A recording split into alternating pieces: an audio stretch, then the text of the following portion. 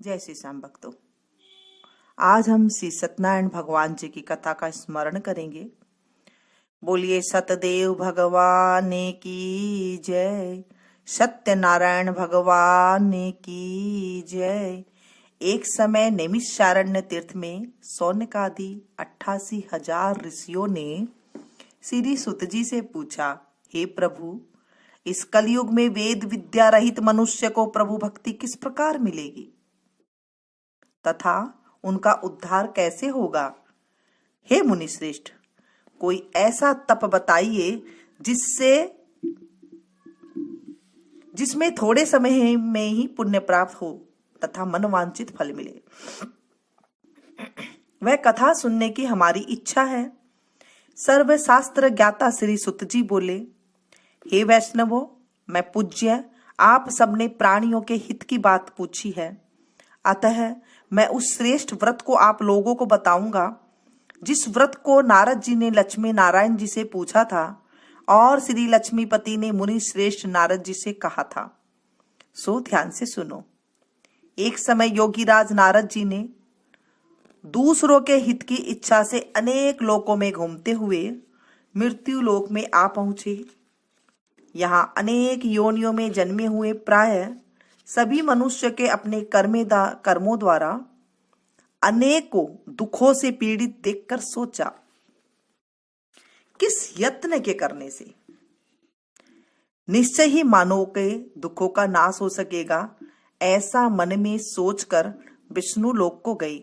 वहां श्वेत वर्ण और 4 भुजाओं वाले देवों के ईश नारायण का, जिनके हाथों में शंख चक्र गदा और पद्म थे तथा बरमाला पहने हुए थे, देखकर स्तुति करने लगे।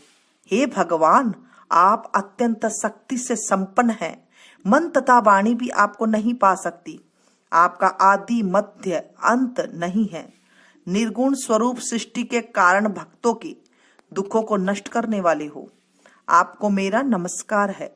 नारद जी इस प्रकार की स्तुति सुनकर विष्णु भगवान बोले, हे मुनि श्रेष्ठ, आपके मन में क्या है? आपका किस काम के लिए आगमन हुआ है? निसंकोच कहो। तब नारद मुनि बोले, मृत्यु लोक में सब मनुष्य जो अनेक योनियों में पैदा हुए हैं, अपने अपने कर्मों के द्वारा अनेक प्रकार के दुखों से दुखी हैं। हे नाथ, मुझ पर दया रखते हो तो बतलाइए कि उन मनुष्य के सब दुखों थोड़े से ही प्रयत्न से कैसे दूर हो सकते हैं। श्री भगवान जी बोले, हे नारद, मनुष्य की भलाई के लिए तुमने बहुत अच्छी बात पूछी है। जिसके करने से मनुष्य मोह माह से छूट जाता है, वह कहता हूं। सुनो, पुण्य देने वाला स्वर्ग तथा मृत्यु लोक में दोनों में दुर्लभ एक उत्तम व्रत है। आज मैं प्रेमवश होकर तुमसे कहता हूं। श्री सत्यनारायण भगवान का यह व्रत अच्छी तरह विधान पूर्वक करने से मनुष्य तुरंत ही यहाँ सुख भोग कर मरने पर मोक्ष को प्राप्त होता है। श्री भगवान के वचन सुनकर नारद मुनि बोले, इस व्रत का फल क्या है? क्या विधान है? किसने यह व्रत किया था और किस दिन यह व्रत करना चाहिए? विस्तार से कहो। भगवान बोले, दुख व शोक आदि को दूर करने वाला, धन्य धान को बढ़ाने वाला, सौभाग्य तथा संतान को देने वाला यह व्रत सब स्थानों पर विजयी करने वाला है। भक्ति और श्रद्धा के साथ किसी भी दिन मनुष्य श्री सत्यनारायण की शाम के समय ब्राह्मणों और बंधुओं के साथ धर्मपरायण होकर पूजा करे। भक्ति भाव से नैवेद्य केले का फल, घी, दूध और गेहूं का चूर्ण सवाया ले। गेहूं के अभाव में साठी का चूर्ण, शक्कर तथा गुड़ ले और सब भक्षण योग्य पदार्थ जमा करके भगवान को अर्पित करे तथा बंधु बांधवों सहित ब्राह्मणों को भोजन कराएं। उसके बाद स्वयं भोजन करे। नृत्य गीत आदि का आचरण कर श्री सत्यनारायण भगवान का स्मरण करता हुआ समय व्यतीत करे। इस तरह व्रत करने पर मनुष्य की इच्छा निश्चय ही पूरी होती है। विशेषकर कली काल में मृत्यु लोक में यह मोक्ष का सरल उपाय है। इति श्री सत्यनारायण व्रत कथा का प्रथम अध्याय संपूर्ण। श्रीमन नारायण नारायण नारायण। भज मन नारायण नारायण नारायण। श्री सत्यनारायण भगवान की जय, सतदेव भगवान की जय। द्वितीय अध्याय। सुत जी बोले, हे ऋषियों, जिसने पहले समय में इस व्रत को किया है उसका इतिहास कहता हूं, ध्यान से सुनो। सुंदर काशीपुर नगरी में एक अत्यंत निर्धन ब्राह्मण रहता था। वह भूख प्यास से बेचैन हुआ नित्य पृथ्वी पर घूमता रहता था। ब्राह्मणों से प्रेम करने वाला भगवान ने ब्राह्मण का रूप धारण कर उसके पास जाकर आदर के साथ पूछा, हे विप्र, नित्य दुखी हुआ पृथ्वी पर क्यों घूमता है? दीन ब्राह्मण बोला, मैं निर्धन ब्राह्मण हूं, भिक्षा के लिए पृथ्वी पर फिरता रहता हूं। हे भगवान, यदि आप इसका उपाय जानते हो तो कृपा करके कहो। वृद्ध ब्राह्मण बोला, सत्यनारायण भगवान मनवांछित फल देने वाले हैं, इसलिए हे ब्राह्मण तू उनका पूजन कर, जिसके करने से मनुष्य सब दुखों से मुक्त होता है।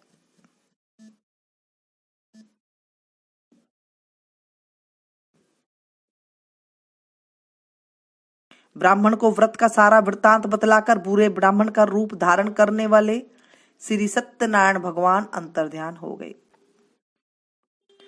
जिस व्रत को वृद्ध ब्राह्मण ने बतलाया है मैं उसको करूंगा, यह निश्चय करने पर उसे रात में नींद भी नहीं आई। वह सवेरे उठ सत्यनारायण भगवान के व्रत का निश्चय कर भिक्षा मांगने के लिए चला। उस दिन उसको भिक्षा में बहुत धन मिला, जिससे बंधु बांधवों के साथ उसने श्री सत्यनारायण भगवान का व्रत किया। इसके करने से वह विप्र सब दुखों से छूटकर अनेक प्रकार की संपत्तियों से युक्त हुआ। उस समय से वह विप्र हर मास व्रत करने लगा। इस तरह सत्यनारायण भगवान के व्रत को जो करेगा वह सब पापों से छूटकर मोक्ष को प्राप्त होगा। आगे जो पृथ्वी पर श्री सत्यनारायण भगवान का व्रत करेगा वह मनुष्य सब दुखों से छूट जाएगा। इस तरह नारद जी से नारायण जी का कहा हुआ यह व्रत मैंने तुमसे कहा। हे विप्रो, अब मैं और क्या कहूं?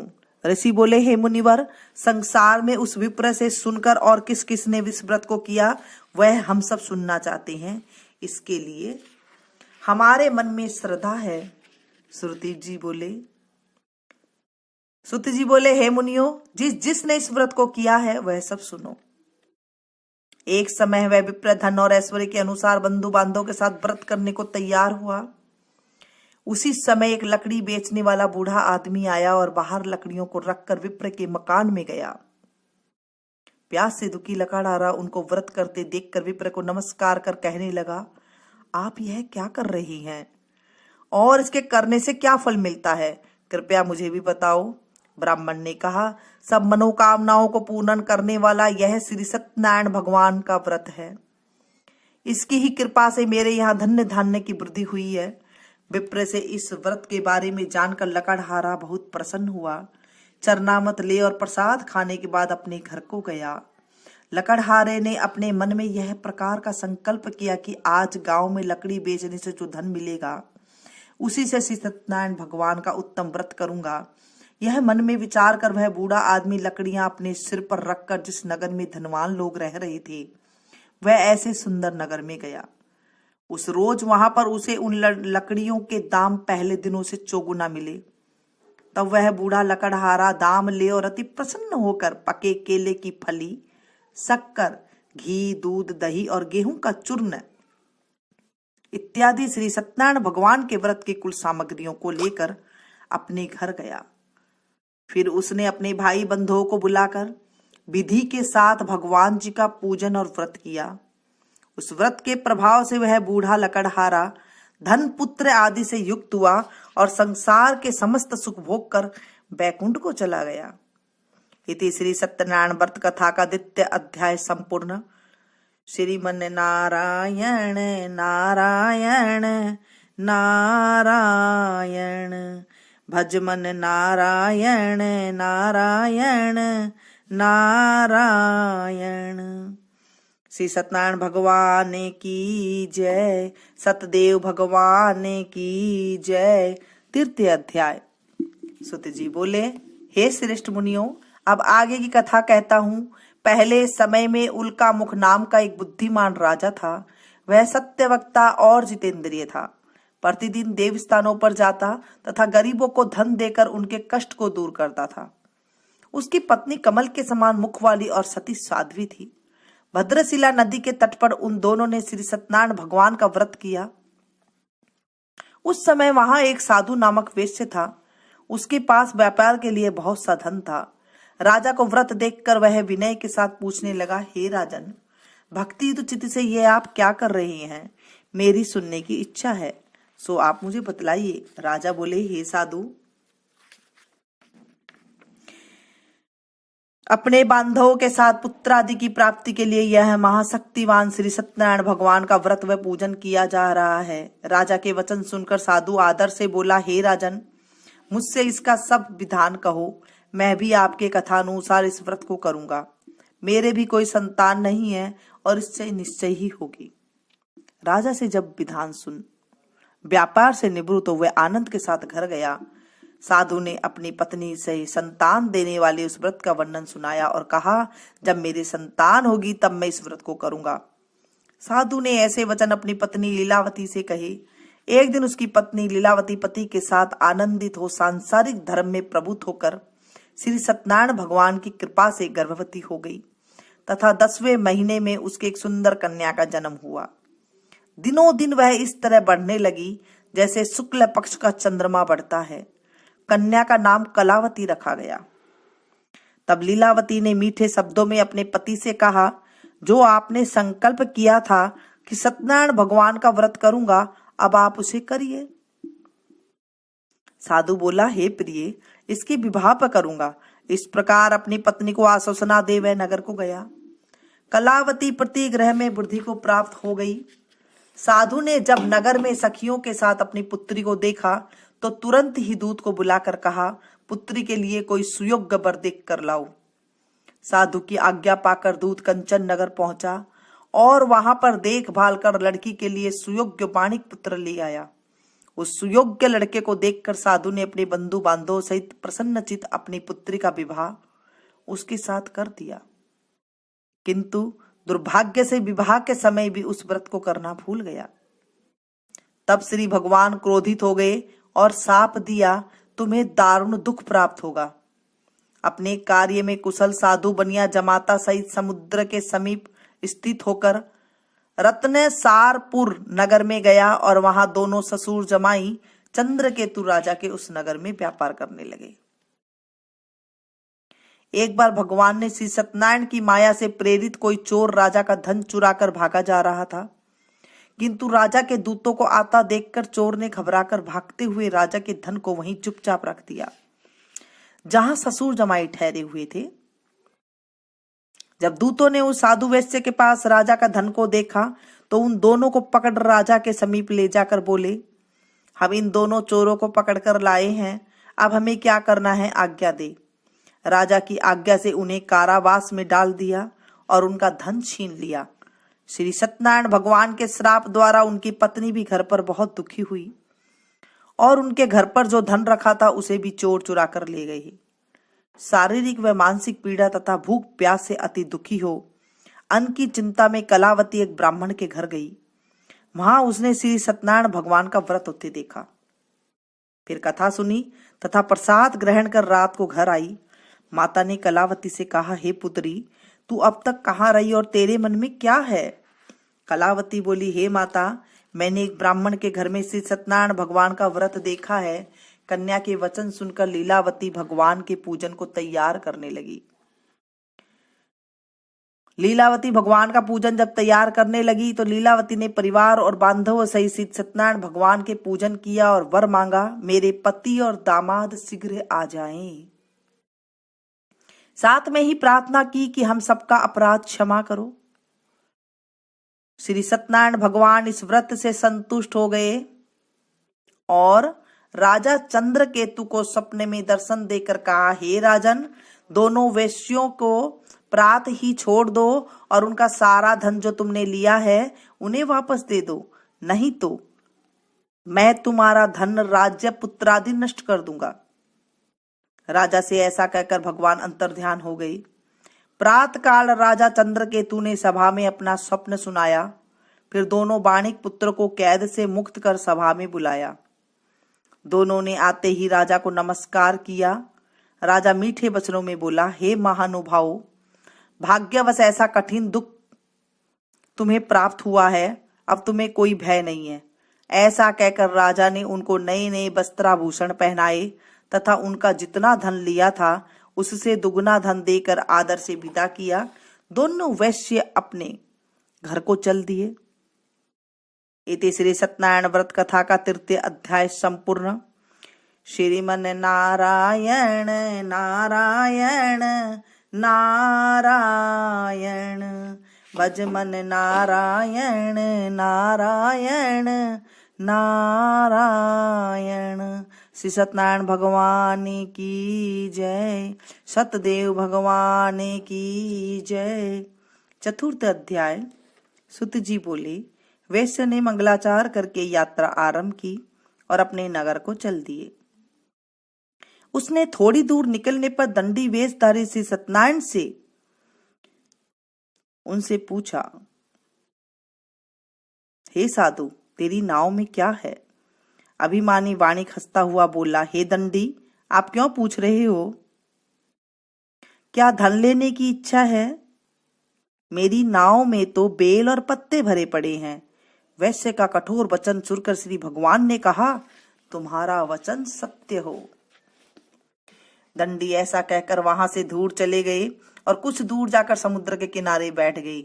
दंडी के जाने पर वैश्य ने नित्य क्रिया करने के बाद नाव को ऊंची उठी देखकर अचंबा किया तथा नाव में बेल पत्ते आदि देखकर मूर्छित हो जमीन पर गिर पड़ा। फिर मूर्छा खुलने पर अत्यंत शोक प्रकट करने लगा। तब उसका दामाद बोला, आप शोक न करें, यह दंडी का शाप है, अतः उनकी शरण में चलना चाहिए, तभी हमारी मनोकामना पूरी होगी। दामाद के वचन सुनकर वह दंडी के पास पहुंचा और अत्यंत भक्ति भाव से नमस्कार करके बोला, मैंने जो आपसे असत्य वचन कहे थे उनको क्षमा करो। ऐसा कहकर शोकातुर हो रोने लगा। तब दंडी भगवान बोले, हे बाणिक पुत्र, मेरी आज्ञा से बार बार तुम्हें दुख प्राप्त हुआ है, तू मेरी पूजा से विमुख हुआ है। साधु बोला, हे भगवान, आपकी माया से ब्रह्मा आदि देवता भी आपके रूप को नहीं जानते, तब मैं अज्ञानी कैसे जान सकता हूँ? आप प्रसन्न होइए, मैं सामर्थ्य के अनुसार आपकी पूजा करूंगा। मेरी रक्षा करो और पहले के समान नौके में धन भर दो। उसके भक्ति युक्त वचन सुनकर भगवान प्रसन्न हो उसकी इच्छा अनुसार वर देकर अंतर्ध्यान हो गए। तब उन्होंने नाव पर आकर देखा कि नाव धन से परिपूर्ण है। फिर वह श्री सत्यनारायण भगवान का पूजन कर साथियों सहित अपने नगर को चला। जब वह अपने नगर के निकट पहुंचा तब दूत को घर भेजा। दूत ने साधु के घर जाकर उसकी पत्नी को नमस्कार कर कहा, साधु अपने दामादी सहित इस नगर के समीप आ गए हैं। ऐसा सुन साधु की पत्नी ने बड़े हर्ष के साथ श्री सत्यनारायण का पूजन कर पुत्री से कहा, मैं अपने पति के दर्शन के लिए जा रही हूं, तू कार्य पूर्ण कर शीघ्र आ। माता के ऐसे वचन सुनकर कलावती प्रसाद छोड़कर जल्दी से पति के पास गई। प्रसाद की अवज्ञा के कारण श्री सत्यनारायण भगवान ने रुष्ट हो उसके पति को नाव सहित पानी में डुबो दिया। कलावती अपने पति को न देखकर रोती हुई जमीन पर गिर गई। इस तरह नौका को डूबा हुआ तथा कन्या को रोता हुआ देख साधु उस दुखी होकर बोला, हे प्रभु, मुझसे या मेरे परिवार से जो भूल हुई है उसे क्षमा करो। उसके दीन वचन सुनकर श्री सत्यनारायण भगवान प्रसन्न हो गए और आकाशवाणी हुई, हे साधु, तेरी कन्या मेरे प्रसाद को छोड़कर आई है, इसलिए उसका पति अर्दृश्य हुआ है। यदि वह घर जाकर प्रसाद खाकर लौटे तो इसे पति अवश्य मिलेगा। आकाशवाणी सुनकर कलावती ने घर पहुंचकर प्रसाद खाया, फिर पति के दर्शन किए। तत्पश्चात साधु ने बंधु बांधवों सहित श्री सत्यनारायण भगवान का विधि पूर्वक पूजन किया। उसके बाद इस लोक में सुख भोग कर अंत में स्वर्ग लोक को गया। इति श्री सत्यनारायण व्रत कथा का चतुर्थ अध्याय संपूर्ण। श्रीमन नारायण नारायण नारायण, भजमन नारायण नारायण नारायण। श्री सत्यनारायण भगवान की जय, सत्यदेव भगवान की जय। सुत जी बोले। पंचम अध्याय। सुत जी बोले, हे ऋषियों, मैं और भी कथा कहता हूं, सुनो। प्रजा पालन में लीन तुंगध्वज नाम का एक राजा था। उसने भी भगवान का प्रसाद त्याग कर बहुत दुख पाया। एक समय वन में जाकर वन्य पशुओं को मारकर बड़ के पेड़ के नीचे आया। वहां उसने ग्वालों को भक्ति भाव से बांधवों सहित श्री सत्यनारायण जी का पूजन करते देखा। राजा देखकर भी अभिमानवश वहां नहीं गया और न ही नमस्कार किया। जब ग्वालों ने भी भगवान का प्रसाद उसके सामने रखा तो वह प्रसाद त्याग कर अपनी नगरी को चला गया। वहां पहुंचकर उसने अपना सब कुछ नष्ट पाया। तब वह जान गया कि यह सब भगवान ने किया है। तब वह विश्वास कर ग्वालों के पास गया और विधि पूर्वक पूजन कर प्रसाद खाया। सो श्री सत्यनारायण भगवान की कृपा से सब कुछ पहले जैसा हो ही गया। फिर दीर्घ काल तक सुख भोग कर मृत्यु होने पर स्वर्ग लोक को गया। जो मनुष्य इस परम दुर्लभ व्रत को करेगा, भगवान की कृपा से उसे धन्य धान्य की प्राप्ति होगी। निर्धन धनी और बंधीर बंधन से मुक्त निर्भय हो जाता है।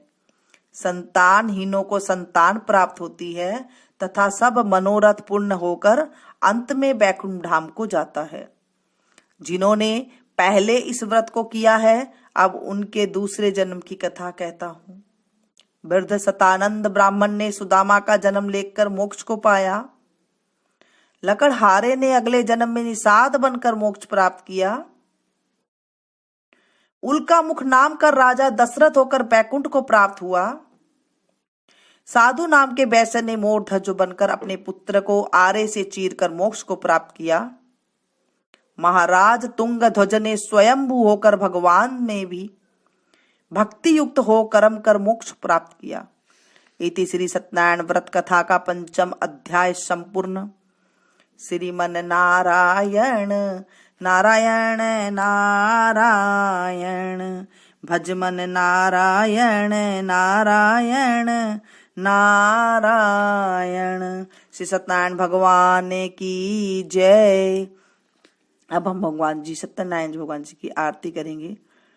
ओम जय लक्ष्मी रमणा, स्वामी जय लक्ष्मी रमणा, सत्यनारायण स्वामी श्री सत्यनारायण स्वामी, जनपातक हरणा, जय लक्ष्मी रमणा, रतन जड़ित सिंहासन, अद्भुत छवि राजे ओ स्वामी अद्भुत छवि राजे, नारद करत निरंजन, नारद करत निराजन, घंटा ध्वनि बाजे, जय लक्ष्मी रमणा, प्रगट भये कलि कारण, दिज को दरस दिया स्वामी दिज को दरस दियो, बूढ़ो ब्राह्मण बन कर,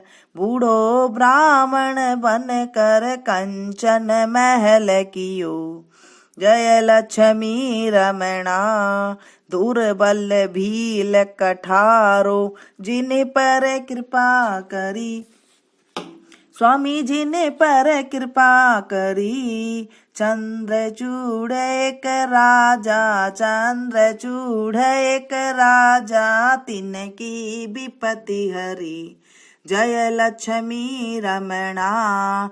वैश्य मनोरथ पायो सरधा तज दीनी, स्वामी सेवा तज दीनी। सो फल भोग्यो प्रभु जी, सो फल भोग्यो संवरा, फिर स्तुति कीनी। जय लक्ष्मी रमणा। भाव भक्ति के कारण छिन छिन रूप धराओ, स्वामी पल पल रूप धरो। सरदा धारण कीनी, भक्ति धारण कीनी, तिनको काज शरू। जय लक्ष्मी रमणा। ग्वाल बाल संग राजा, वन में भक्ति करी, ओ स्वामी वन में भक्ति करी। मन वांछित फल दीना, मन इच्छा फल दीना, दीन दयालु हरि। जय लक्ष्मी रमणा। चढ़त प्रसाद सवायो, कदली फल मेवा, स्वामी केला फल मेवा। धूप दीप तुलसी से राजी सतदेवा। जय लक्ष्मी रमणा। श्री सत्यनारायण भगवान जी की, स्वामी जी की आरती जो कोई नर गावे, ओ स्वामी प्रेम सहित गावे। कहत शिवानंद स्वामी, मन रटत हरि हर स्वामी, सुख संपत्ति फल पावे। जय लक्ष्मी रमणा। कहत शिवानंद स्वामी, मन वांछित फल पावे। जय लक्ष्मी रमणा। जय लक्ष्मी रमणा, ओ स्वामी जय लक्ष्मी रमणा। सत्यनारायण स्वामी, श्री सत्यनारायण स्वामी, जन पातक हरणा। जय लक्ष्मी रमणा। बोले सतदेव भगवान की जय, सत्यनारायण भगवान की जय। आज हमने सत्यनारायण भगवान की कथा सुनी है। इसे आप ज्यादा से ज्यादा शेयर करें ताकि औरों को भी लाभ मिल सके। मिलती हूँ फिर से एक नई वीडियो में नई जानकारी के साथ। तब तक आप लोग देखते रहिए मीनू संगीत। Thank you.